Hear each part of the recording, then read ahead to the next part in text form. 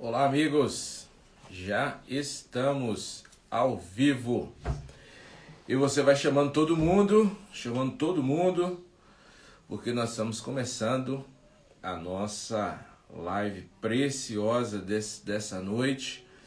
E a gente vai ter um convidado muito especial, muito precioso, que vai ser uma bênção para nós aqui nesses minutos que a gente vai passar aqui. Enquanto você vai chamando todo mundo, vai compartilhando com seus contatos, vai pegando papel e caneta, porque tem que anotar. O que a gente vai aprender aqui hoje, você certamente vai ser muita coisa para você gravar por melhor que seja a sua memória, é muita coisa. Nós vamos receber hoje o pastor Carlito Paz, pastor líder da igreja da cidade de São José dos Campos, e também o mentor de grandes líderes no Brasil e no mundo, e também é o líder da Rede Inspire, da qual a gente tem o prazer de participar, tanto como igreja, aqui em Montes Claros, e também recebendo como pastor a fiel, o cuidado precioso do pastor Carlito. Bem, eu não estou conseguindo chamar o pastor Carlito aqui, mas ele já está aí. Pastor Carlito, bem-vindo. Acho que o senhor precisa me pedir para entrar, porque eu não estou conseguindo chamar o senhor para a gente já entrar aqui. Vai estar com a gente também, daqui a pouco, o pastor Leonardo Azevedo Batista, Esperança e Vida, grande amigo, um amigo precioso, que Deus também colocou na nossa caminhada. Ele vai estar aqui para ajudar a gente a conversar com o pastor Carlito e mandar as bravas aqui para o pastor Carlito responder para a gente. Vai ser um tempo precioso. Vai chamando seus amigos e marcando todo mundo aí, tanto nos seus directs, nos seus stories, porque a gente precisa abençoar muita gente com esse tempo de hoje. Enquanto isso, eu vou apanhando aqui, tentando chamar o pastor Carlito, que já está aqui na live com a gente, mas eu não estou conseguindo chamá-lo aqui.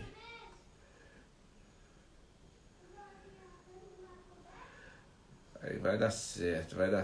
Enquanto isso, cumprimentando aí a Beatriz, o Darlan. Darlan está lá na Espanha. Obrigado por estar aqui, viu, Darlan? Acho que eu consegui aqui. Consegui! Que bênção! Pastor Carlito, que alegria! Como é que está o senhor? Graça e paz, querido pastor Paulo Leocádio. Deus abençoe todos aí de Montes Claros, todos da Assembleia de Deus e todos os pastores, líderes, amigos que estão passando aí na sua timeline. Eu estava com medo do coração saltar pela boca aqui de expectativa, de alegria e de emoção por receber o senhor aqui.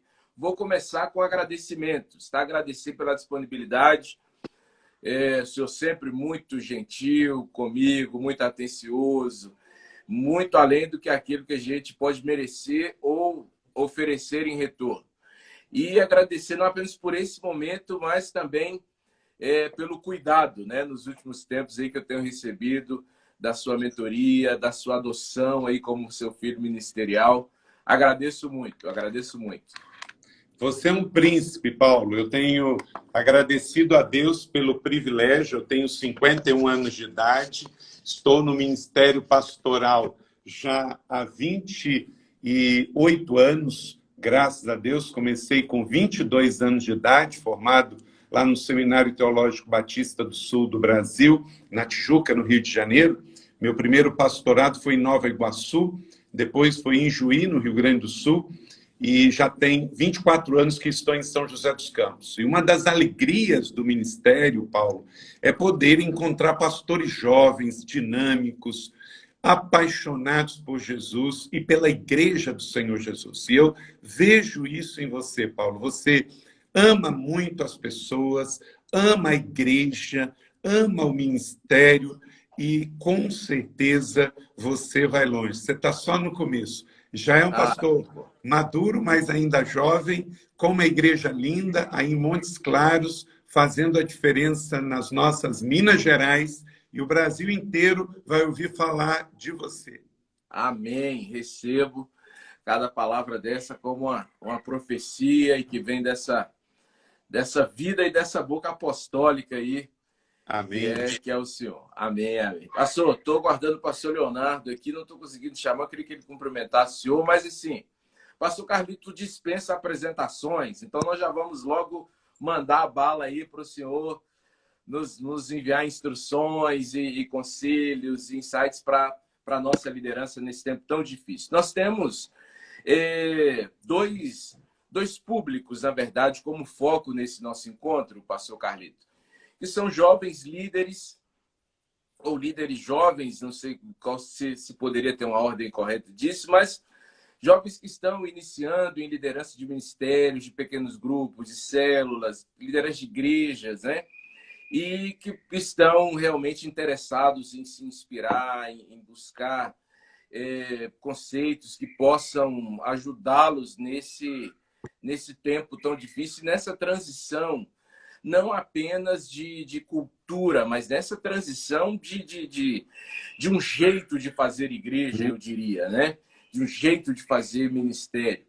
E um outro público já é um público que já está na liderança, mas que entende a necessidade de revitalizar a visão, de revitalizar a paixão e de buscar, né, com gente que Deus tem feito movimentar algumas coisas no mundo, como o Senhor, para aprender e para aquecer o coração. Então, eu já queria começar com uma questão sobre isso, que é, esse ano foi um ano atípico, foi um ano fora dos nossos padrões, né? E isso trouxe um certo cansaço para os líderes em geral.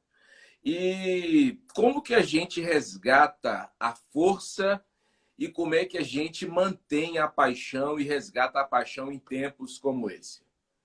Muito bem, pastor Paulo, e para todos que estão conosco. É muito importante que, num tempo como esse, a nossa fé fale mais alto e não as circunstâncias. Primeiro, Paulo, porque a gente não é pego de surpresa com o que está acontecendo. Primeiro, como líderes cristãos, sejam os mais jovens ou os mais maduros, todos nós, como cristãos evangélicos, batistas, assembleianos, tradicionais ou pentecostais, nós cremos na volta do Senhor Jesus, na iminente. E ele nos falou que, lá em Mateus 24, que viriam os... Tudo isso estaria acontecendo. E não é só a pandemia. A pandemia é uma das questões. A questão da imoralidade, da inversão de valores, da violência entre os homens, da promiscuidade, das leis contra o evangelho, da manipulação humana, da questão de Israel, a questão dos conflitos bioéticos, não é? Hoje há muita manipulação de DNA, de questões de alimentos transgêneros, as questões de sexualidade. Então, pastor Paulo, tudo isso, as questões climáticas, as catástrofes, as pestes, então tudo isso vem nos falar que nós estamos vivendo as dores. E as dores, elas estão mais intensas e estão ficando passadas. Então, nós não estamos vivendo nada isolado e que não sabíamos. Pois bem, diante disso, não devemos viver com medo, mas devemos, pelo contrário, como diz Paulo, aproveitar as oportunidades. Ele diz em Efésios capítulo 5, aproveitar as oportunidades, porque os dias são maus, para realizarmos o ministério, sendo sábios no procedimento. Então, aos jovens, eu diria, não desanimem, aproveitem as oportunidades e trabalhem ao máximo. Aos mais maduros, eu diria, prepare a nova geração. Coloque os jovens mais à frente, para que eles possam avançar, seja na liderança de igreja, na liderança de ministério, no cuidado do rebanho com as células. Vamos colocar os jovens dentro da igreja, liderando o ministério que tem para nós. Benção, pastor, benção. Isso realmente nos posiciona não apenas num tempo cronológico, mas num tempo profético, né? Um tempo profético, e esse discernimento é de fato muito, muito necessário. Uma segunda questão já não é tão profética, mas é mais emocional e pessoal. Há uma tendência de que líderes, especialmente líderes mais jovens, têm uma certa dificuldade em lidar com a crítica, né? Eles tentam passar uma resposta ou fazer alguma coisa muito com base na aprovação, com medo da rejeição. E como é que a gente faz para que... Não tem como evitar as críticas, né? A não ser morrendo. Mas como fazer com que o nosso valor não seja determinado pelas críticas que a gente recebe? Muito bem. Críticas é como comer peixe. Você tem que comer a carne e jogar as espinhas fora. Não dá para comer com tudo, senão você vai engasgar. E não dá para jogar tudo fora, senão você não vai comer o peixe. Então, é comer com cuidado. E aí eu lembro de Filipenses, capítulo 3, verso 12. Paulo diz, não que eu tenha alcançado, mas uma coisa eu faço. Prossigo para o alvo, pois para isso fui alcançado por Cristo Jesus. Jovens e adultos, todos nós estamos sujeitos à crítica, até porque o nosso Senhor Jesus foi tremendamente criticado. O Paulo um pouco menos, eu um pouco mais, porque quem mais tem tempo de idade, mais criticado é. Mas críticas, elas não são de tudo negativas e nem de tudo positivas. Primeiro é que crítica é crítica. Quando alguém vier falar para você assim, olha, tem uma crítica construtiva, se prepara. Porque esse negócio de crítica construtiva é conversa fiada. Crítica é crítica e pronto, né? Mas, ao mesmo tempo, você já ouviu muito falar de críticos de obra de arte, mas os conhecidos são os artistas. Me dá o nome de um crítico de obra de arte. Ninguém sabe o nome de um crítico, mas o nome do artista nós sabemos. Então, não, se você é um líder, você vai ser criticado, mas você tem que aproveitar o máximo das críticas, tirar a carne e avançar. A primeira coisa que você deve observar com relação à crítica é de quem está vindo a crítica. Hoje, Paulo, tem muita gente sendo abalada por crítica de internet. Crítica de internet é de muita gente que não te conhece, que usou um perfil fake, que não tem coragem de falar com você no pessoal. Aí usa um perfil fake, de um nome fake, dentro de uma rede social para falar um monte de coisa. Então, ignore essas críticas que vêm de gente que você não conhece, que está distante. A crítica você deve observar de pessoas que amam você, que oram por você, que andam por você e conhecem você. Então, a primeira pessoa que você tem que ouvir numa crítica, se você é solteiro, são seus pais, se você é casado, seu cônjuge. Segundo, você deve ouvir crítica dos que estão liderando espiritualmente você. Seus pais, seus pastores, seus líderes de ministério. Terceiro, você tem que ouvir críticas de pessoas que estão à frente de você. Tem gente que nunca construiu nada e está criticando quem constrói. Então, se é um pastor mais experiente que você vem e faz uma crítica a você, você pode, em humildade, observar, poxa, ele está vendo algo que eu não estou vendo. Passou por um caminho que eu não passei. Então, cabe a você humildade para ouvir. Então, ouça os seus pais, ouça os seus pais espirituais, ouça o seu cônjuge, ouça quem já construiu mais do que você e ouça lideranças em geral. Porque líderes que estão escrevendo livros, publicando sermões, estão liderando ministérios, Essas pessoas podem até fazer uma crítica que não é a você. Eles podem criticar uma outra pessoa e você aprender com aquilo, tomando como que aquela crítica fosse para você. E você, com isso, vai também lapidar aquelas palavras e tirar crescimento para você. Na verdade, só se jogam pedras em árvores que estão dando muito fruto. Então, se prepare, que você vai receber críticas injustas, você vai passar momentos de sentir-se injustiçado, mas tudo isso é também para o seu crescimento. Paulo, eu tenho 2 regras de ouro. Se vocês puderem, anotem aí. Tudo é para o meu crescimento. Tudo é para o meu crescimento. Goste eu ou não, eu estou crescendo com o que eu estou ouvindo. Segundo, discirna espiritualmente. Então, tudo é para o meu crescimento e tudo é para se discernir espiritualmente. Eu, às vezes, posso não gostar, mas Deus pode estar falando por intermédio daquela crítica. Ou também pode ser uma seta maligna por detrás daquela crítica para me parar. E aí, por isso, lembrei você aqui do texto de Paulo, em Filipenses, que eu vou avançar, buscar o meu aperfeiçoamento e seguir o meu alvo. Eu não vou parar, como está em Filipenses 3:12. Você prossegue para o seu alvo. Meu Deus, é um curso e uma resposta. É uma aula e uma resposta. Irretocável.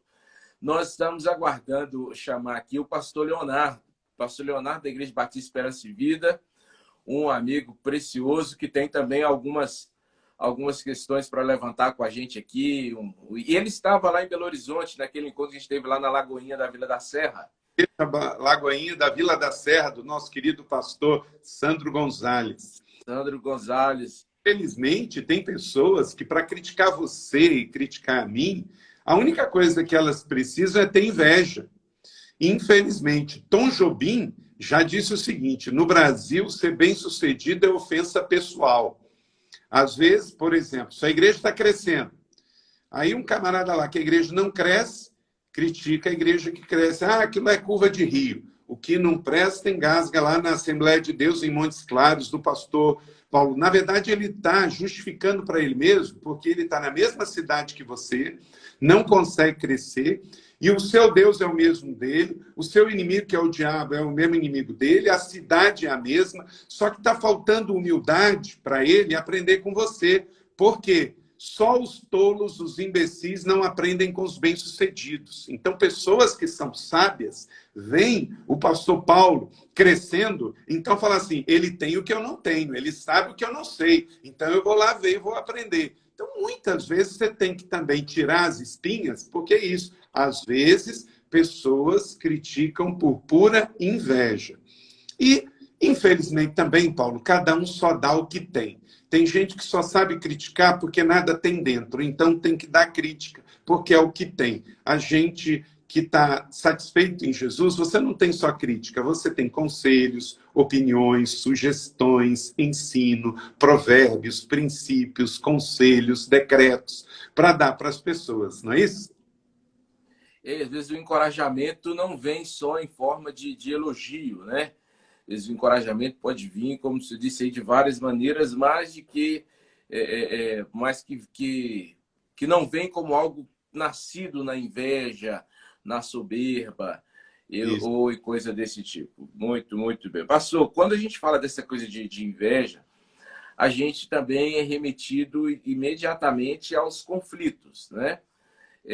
O que é muito comum em toda a liderança. Não só a liderança, mas o líder está lidando diretamente com o conflito, ou como parte dele, ou como alguém que está ali para dissolvê-lo, ou para resolvê-lo. Uma tendência muito comum na liderança, no jovem líder, é evitar o conflito.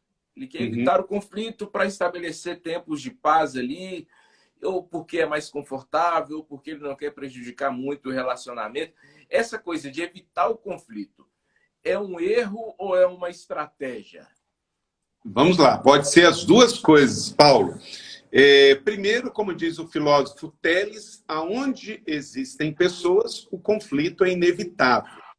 Então, a questão não é ter ou não conflito, é como vamos conflitar e como vamos concluir esse conflito. Por exemplo, dentro de casa, quando os pais têm um desentendimento, eles precisam, já que se desentenderam na frente dos filhos, precisam se reconciliar na frente dos filhos.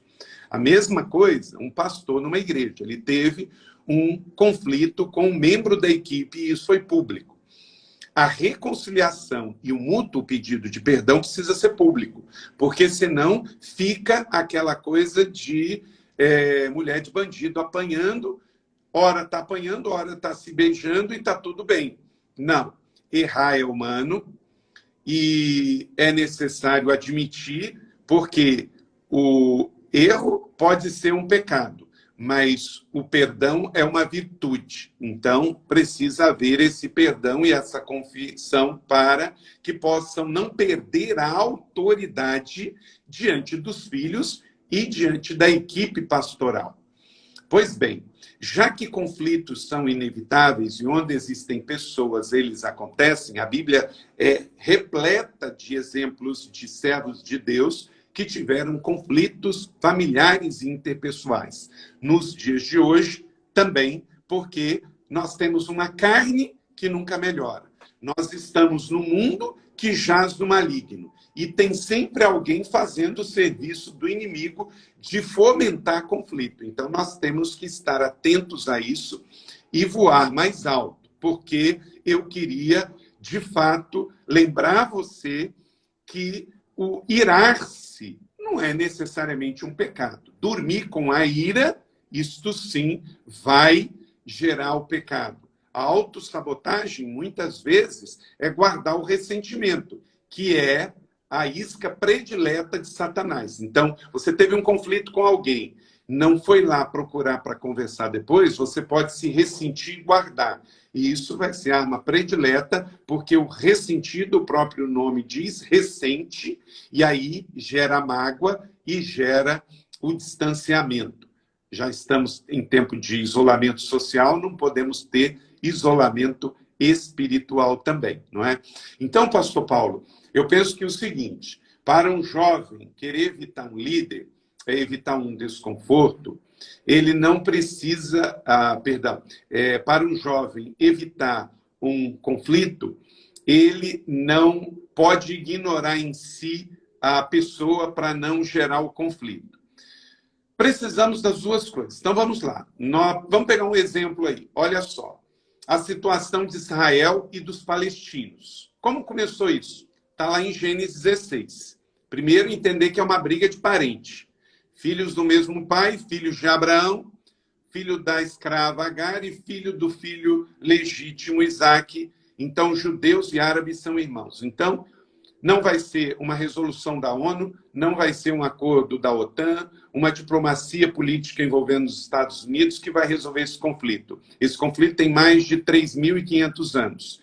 Leia Gênesis 16, que diz que esses irmãos seriam como jumento selvagem. É o texto de Gênesis 16 diz.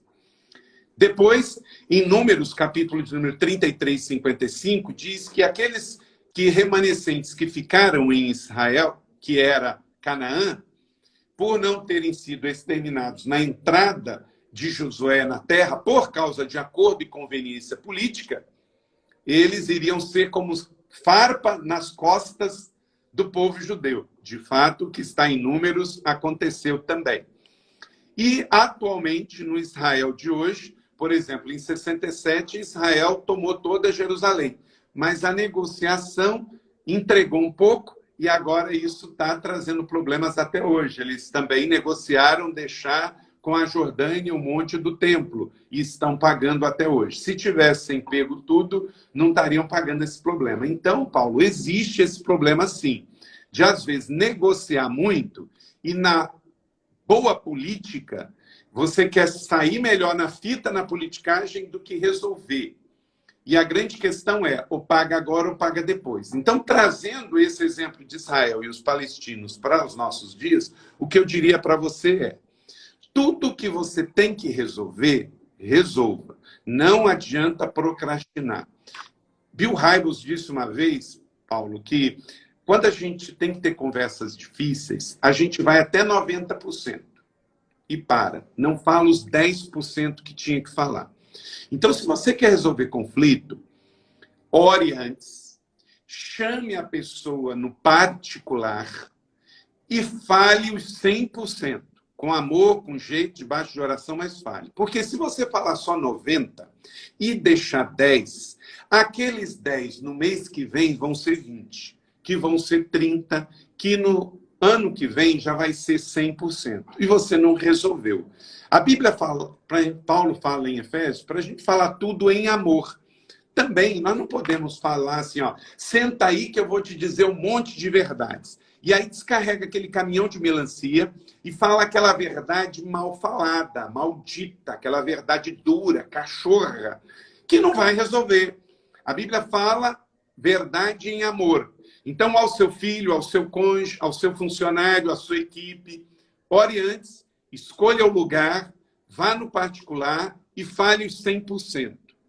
E aí, com certeza, se a pessoa é uma pessoa boa, vai resolver o conflito. Se é uma pessoa ruim, que não vale a pena, que já estragou, aí você só vai se afastar, porque também a Bíblia diz para você viver em paz dentro do possível. Você não pode obrigar ninguém a querer ser seu amigo e conversar com você. Então, não perca o sono, porque nem todo mundo gosta de você. Jesus não manda a gente gostar de ninguém, ele manda a gente amar todo mundo.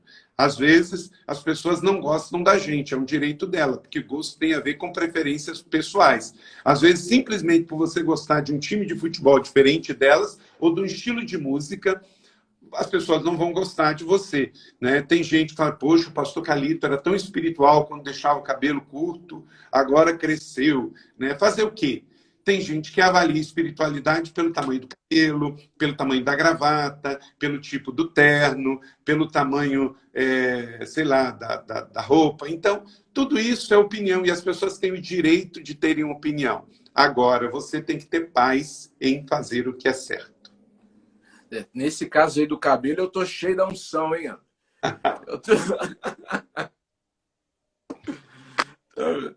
Nossa, vamos mudar de assunto aqui. É excelente essa questão aí que você coloca do conflito, que realmente, às vezes é comum a gente trazer essa responsabilidade total da resolução do conflito para a gente, né? E ela não está toda em nossas mãos, mas ouvir isso realmente deixa muito claro essa questão. Tá, mas mudando de assunto, a igreja da cidade em muitas coisas, uma referência não só para nós aqui, como tem sido, mas para muitas igrejas no Brasil e no mundo. E uma das coisas, principalmente, é a questão da igreja online. Uhum. A igreja da cidade conseguiu virar, acho que de maneira profética, né? Antes da hora, a chave de fazer culto online para ser uma igreja online. E agora, quem não queria fazer isso foi obrigado a fazer isso. Eu lembro que o senhor falou lá em Belo Horizonte que se o século XX voltasse para algumas igrejas, elas já estariam prontas para receber, estariam preparadíssimas para receber. E o online tem a ver com isso, né? Em alguns casos, alguma resistência ainda para ir para a igreja online, mas em alguns casos também falta de conhecimento, de preparo, de know-how na área para fazer isso. Agora, como que a gente faz a igreja online e transforma esse público online num contato real, pessoal, e gente de verdade? Como é que a gente cuida de gente de verdade no online? Boa pergunta, Paulo. A primeira coisa é nos lembrarmos que o digital é só um meio. Por detrás de tudo que é digital, tem digitais. Nós estamos aqui, eu e você, conversando com uma série de irmãos, agora 133 conectados conosco, que estão online, digitalmente estão recebendo o sinal, mas são pessoas. Então, vão desmistificar um pouco isso, né?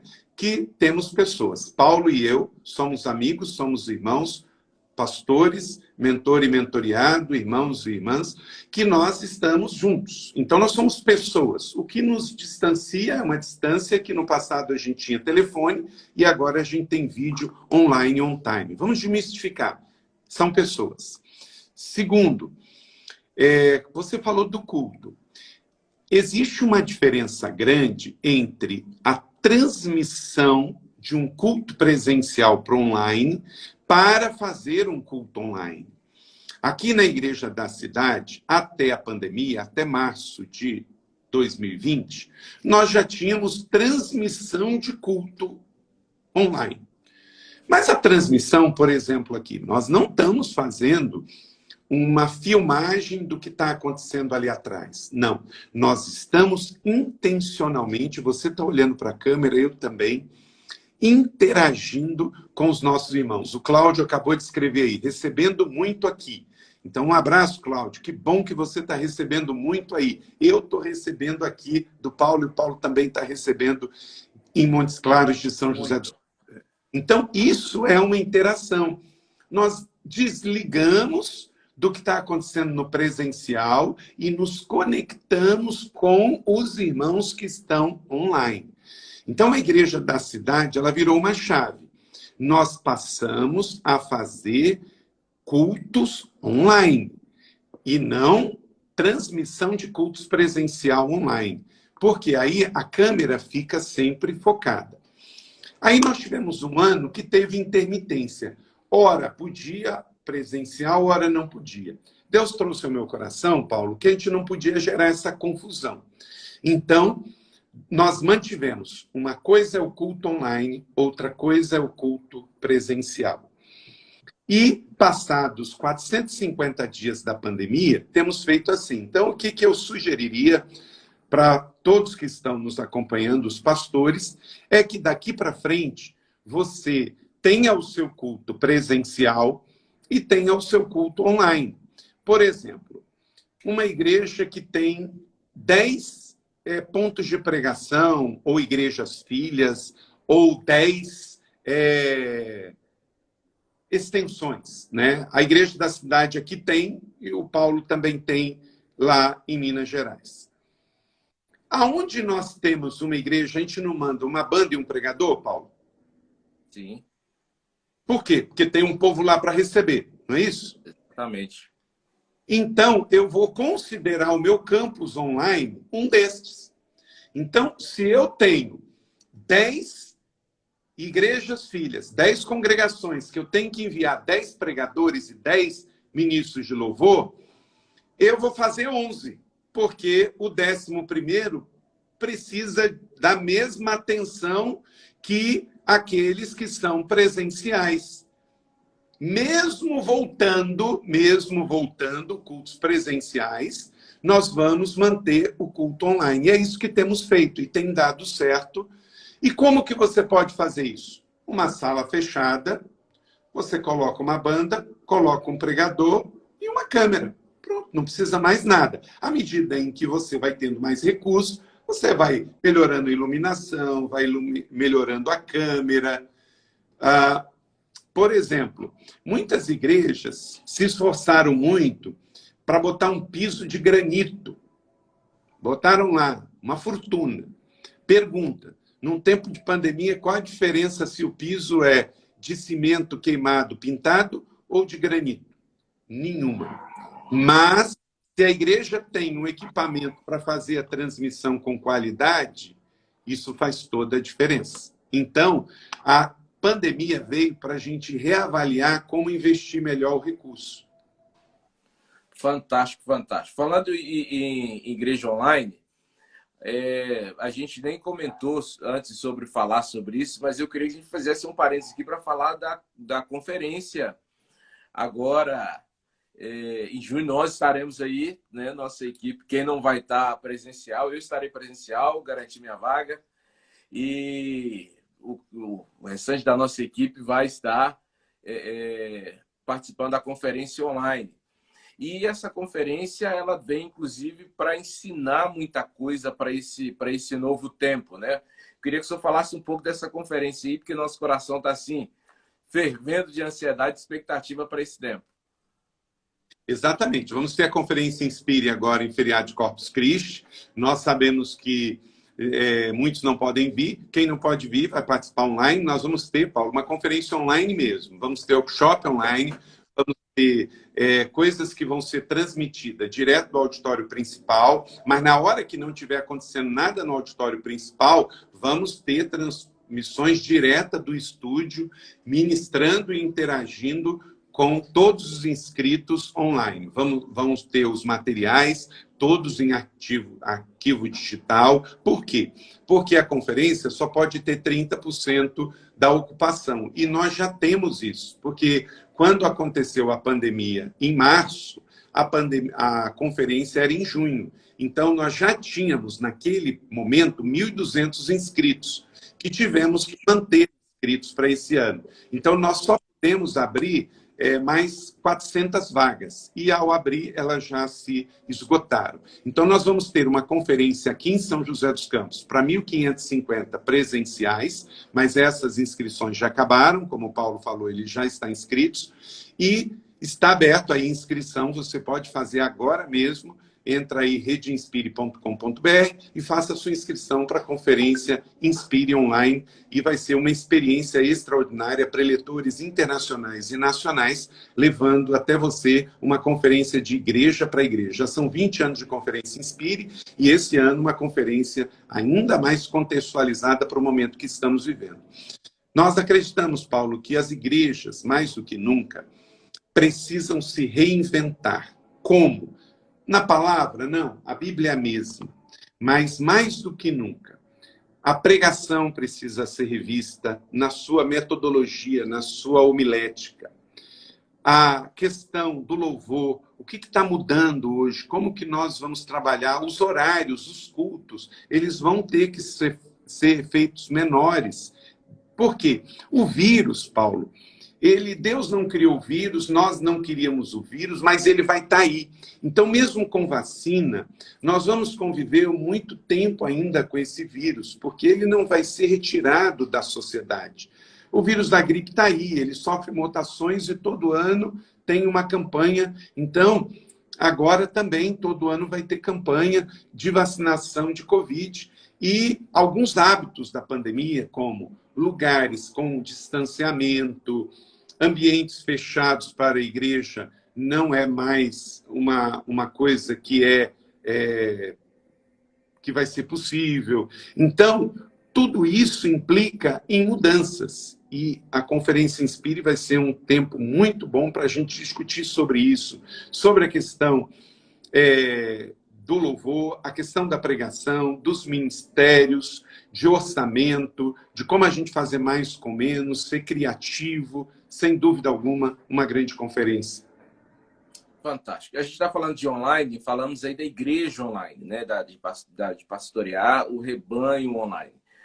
Mas tem muitos pastores aqui com a gente e o pessoal está cumprimentando muito o senhor aí da Igreja da Cidade, do Brasil inteiro aí, ó. E temos também a questão de liderar equipes pastorais, né? E equipes de líderes online. Muitos de nós, a maioria de nós, não estávamos esperando que fosse tão rápido. Temos que lidar com essa liderança remota.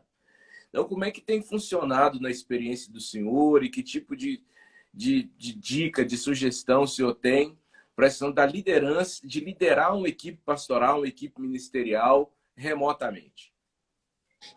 Então, olha só, nós falamos só de um item, né, Paulo, que é a transmissão via YouTube ou mídias sociais, ou mesmo uma plataforma como usamos aqui na IC, que é a mesma da Life Church, do pastor Greg Grushel. Mas o pastoreio não vai acontecer somente através de uma transmissão, mesmo ela sendo direcionada não para o presencial, mas para o online. É intencional também. Então, nós vamos ter que usar muito o WhatsApp, o telefone, para fazer o discipulado 1 a 1. Nós vamos ter que usar muito o Zoom. E, graças a Deus, eu não me canso de dizer, Paulo, imagina, se essa pandemia tivesse vindo há 20 anos atrás, nós estaríamos ilhados. Mas Deus permitiu, no meio de tanta dor, de tanto problema, que estivéssemos no tempo do 4G, no tempo da internet veloz, com recursos tecnológicos como YouTube, como as mídias sociais. Aqui estamos numa mídia como o Instagram, o Zoom. Que coisa maravilhosa, fazemos uma reunião para 200 pessoas online no pessoal. Então, sem dúvida alguma que o pastoreio ele vai ter que usar mais do que uma ferramenta. Mas, como disse, por detrás de cada coisa digital, temos as digitais do ser humano. Então, cada um, Paulo, tem que ver o que é possível fazer na sua cidade. A gente aqui teve momentos em que teve um tempo que nós ficamos 98 dias sem culto nenhum, 98, direto. Mas a igreja não parou. Nós tínhamos visita nas calçadas, orações nas praças, drive-thru pastoral, as transmissões que não pararam, distribuição de cesta básicas. Então, a igreja ela é essencial na sua mensagem e no seu ministério, não na sua liturgia. Vimos que a igreja pode sobreviver estando fechada 100 dias, porque a igreja é mais do que o seu templo, do que o seu prédio, da sua liturgia. A igreja somos nós, não é? Então, por isso, um abraço aí, Silas, da Espanha, um abraço, Jubar, aí de Minas, de Miami. Então, o mundo tem essas facilidades. A gente está cumprimentando gente que está nos Estados Unidos, na Europa e no Brasil, simultaneamente. Fantástico, fantástico. Essa coisa do reinventar, né? A liderança pede isso, né? Que essa coisa da gente está sempre se reinventando, mantendo as bases, os princípios, mas a forma e a embalagem tem que se reinventar. Eu vi esses um exemplo da Coca-Cola, né? A gente tem o mesmo sabor de Coca-Cola há não sei quantos anos, mas a cada ano você tem uma embalagem, uma latinha diferente e ela continua aí no mercado. E sobre reinventar, pastor Carlito, eu ainda me sinto jovem, mas já sinto uma dificuldade, que é essa questão de se reinventar. A gente tem uma tendência natural a se manter no mesmo lugar e fazer para o resto da vida as coisas que deram certo algum dia, em algum lugar, né? E a gente precisa se reinventar. Como é que a gente consegue ir se reinventando, mesmo quando já se tornou uma liderança mais madura, mais experiente, mais sedimentada? Isso tem a ver com ousadia, isso tem a ver com a própria necessidade, com a visão. Como é que funciona isso? Ok, um abraço aí, Wilson, de Portimão, Portugal, ao Júlio, da Memorial Batista, lá no Rio de Janeiro, ao Ricardo. Muito bem. Paulo, quando você fala de se reinventar, a gente precisa entender o seguinte: nada muda na nossa essência. Nós temos um Deus que é Pai, então a paternidade de Deus tem que estar em alta, entender que somos filhos. Nós temos Jesus, nosso amigo, nosso irmão mais velho, Salvador e Senhor. Então ele vai lutar nossas batalhas, nenhuma dor vai bater em nós que não tenha atingido ele primeiro. Ele é o Senhor da igreja, muito mais focado em cuidar da igreja ele do que nós. Ele prometeu em Mateus 16, 18 que as portas do inferno não iriam prevalecer contra a igreja dele. Nós temos o Espírito Santo que vive dentro de nós, é o professor empoderador. Então, se você está com dúvida, com medo, Jesus, seja bem-vindo aqui, Espírito Santo toma o teu lugar. Nós temos a Bíblia, que é a palavra de Deus, ela não precisa de atualização, ela está mais atualizada do que o jornal de ontem. E nós temos a igreja, que, como falei, é o nosso porto, é a nossa família espiritual, no online, no presencial, com culto ou sem culto. As igrejas estão mostrando que estão mais fortes do que nunca. Eu estou muito feliz. Quando alguém fala assim, mas uma igreja ali fechou. Tá igual um casamento que fala assim, a pandemia acabou com o casamento. Mentira. Um casamento que agora está ruim depois da pandemia é porque a pandemia só revelou que já estava ruim. Uma igreja que fechou as portas na pandemia mostra que ela já estava doente. Porque se ela tiver que entregar o seu templo alugado não significa que a igreja vai morrer, não é? Ela pode, durante a pandemia agora mesmo, Paulo, nós entregamos 3 imóveis de igreja, agora voltou, arrumamos lugares melhores ainda e voltamos em lugares melhores, em Mogi, em Caçapava e em Itajubá. Por quê? Porque a igreja, ela se reinventa, ela avança. Suzano. Então, um lugar auditório fechado não significa que a igreja morreu. Pelo contrário, tem templos belíssimos abertos nos Estados Unidos, na Europa e no Brasil, que a igreja morreu lá dentro. Porque a igreja não é o prédio, é muito além do seu prédio. Né? Então, essa palavra reinventar, Paulo, essas 5 coisas não precisamos reinventar. O que precisamos reinventar? Tecnologia, o jeito que fazíamos antes, agora é diferente. Comunicação, temos um novo jeito, uma nova abordagem, que temos que estudar e aprender as leituras do que é mais relevante para o nosso povo. Orçamento, o orçamento tem que ser refeito. A forma e prioridade do que gastávamos antes agora é diferente. A questão do design mudou. A questão da estrutura mudou. A quantidade. Por exemplo, aqui nós fechamos 7 extensões na cidade. Mas a igreja reformulou e reinventou a sua forma de servir a cidade. Então, nós concentramos, no nosso caso, na cidade menos foi mais. Então, reinventar é fazer o que fazíamos de uma maneira mais eficaz, efetiva e eficiente, alcançando mais pessoas e gastando menos dinheiro, sendo mais criativo e menos passivos. Fantástico, fantástico. É um desafio e tanto, viu? É um desafio e tanto. Pastor, eu já vou encaminhando aqui para a gente terminar. Vou fazer uma pergunta a mais só. E queria deixar, talvez alguém tenha alguma pergunta. Muita gente comentando aí. Eu estou aqui me segurando para não ficar cumprimentando todo mundo, para sugar aqui o senhor ao máximo nesse tempo que a gente tem. Mas muita gente preciosa aí, em vários estados. Você já comentou o pessoal de fora aí, né? Do Brasil.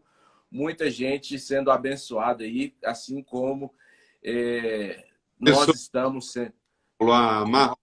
Apesar do distanciamento, o céu está limpo. Então, isso aí acontece, né? Então, nós temos uma crise, toda crise é uma oportunidade de rever, de reavaliar e de crescer, não é? Então, um abraço a todos vocês aí, com certeza. Hein? Os que me seguem, que não seguem o pastor Paulo, por favor, passem a seguir. E os que seguem o Paulo, que não me seguem, passam a me seguir, para que a gente possa estar mais junto e crescendo um ao outro na mutualidade cristã. Aí. A Fabiana aí, ó, um abraço, Fabiana. Leocádio. Tá aí, Fabiana já tem sido muito abençoada com a mentoria do senhor aqui também. Muito bom. Então, você me pergunta aí, por último, para um jovem líder da igreja tomar seu bom caráter, que ele sabe ter, em competência. A pergunta é que nem sempre os líderes mais experientes e a congregação aguardam o tempo necessário para comprovar tal verdade. É verdade, Paulo. Às vezes, nós queremos as coisas, nesta era, o que eles chamam de fast, cheap e fast, cheap, barato e esqueci a outra coisa. É rápido, barato e enfim. As pessoas, elas querem isso das pessoas. Gente, não é fast food que dá para ser barato e rápido. Liderança se forma com tempo, leva tempo. Então, tem que ter oração, discipulado, investimento. Ninguém gera vida de uma hora para outra. A vida biológica leva 9 meses para nascer. Jesus levou 3 anos discipulando os seus 12 homens. Então, os jovens precisam entender que precisamos de processos, precisamos de tempo. O jovem precisa entender isso. E o adulto precisa entender isso. E nessa convergência, ajudarmos um ao outro a crescer neste tempo de pandemia e de crise. Mas, com certeza, é possível, sim, investir em novos líderes para que a igreja esteja sendo renovada neste novo tempo. Eu espero que todos que estejam aqui estejam lendo algum livro, estejam participando de uma célula, estejam servindo no ministério e estejam discipulando alguém. Porque isso vai manter a força do evangelho. A igreja é uma força em movimento. Ela vai continuar crescendo.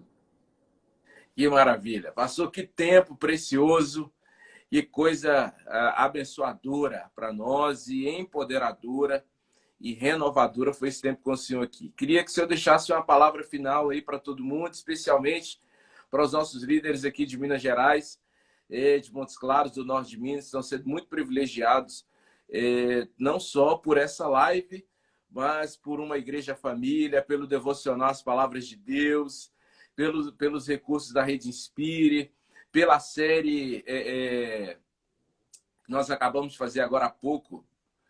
Gente, como é que me foge o nome assim? Vida Vitoriosa. Vida Vitoriosa. Fé Vitoriosa. Abençoada, né? Que fizemos e foi extraordinário e de várias maneiras como a sua vida, o seu ministério tem nos abençoado e nos inspirado. Então, queria que o senhor deixasse uma palavra final para essa nossa liderança e também para os nossos irmãos e uma oração nos abençoando aí para esses próximos dias. Muito obrigado, Paulo, pelo convite, pela honra de estar aqui com a sua liderança. Quero reafirmar mais uma vez, quem está lendo, leia até o fim, uma igreja família, que é biblicamente apostólica, profética e pastoral, o equilíbrio desta essência da igreja.